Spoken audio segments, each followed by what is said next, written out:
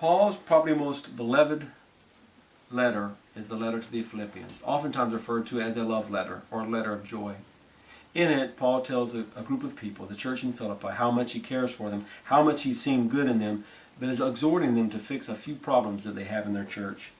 We believe Apostle Paul wrote it. He says so in the letters clearly. And around 61 from the city in which he was imprisoned, some would suggest one city or another, but probably in the city of Rome.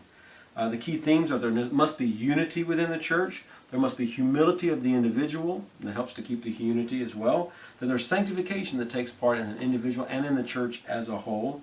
And that we must stand united against the opponents, the opposition of the gospel. And that we must rejoice even in the sufferings that we have in this world. The general outline of Philippians is this. Paul begins with his greetings, thanksgiving, and prayer. And then Paul moves on to this present circumstances and attitude, what's happening to him and how he's responding to it. And then practical instructions regarding sanctification, how we live as boldly as citizens of heaven, not from this world, living humbly as servants of Christ. He commands those to live humbly and then gives us models of those who've done so.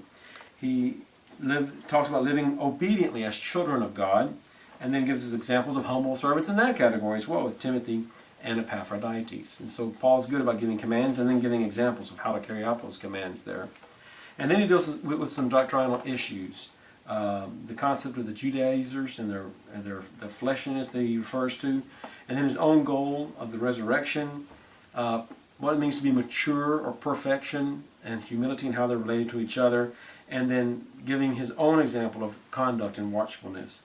He concludes with some exhortations of being united, particularly one particular fight that seems to be taking place in the church between two women. Paul's addressing that as well, calling out their names even. Talking about rejoicing without being anxious, and then about how to think and act purely and have contentment and thanksgiving. And then the letter concludes.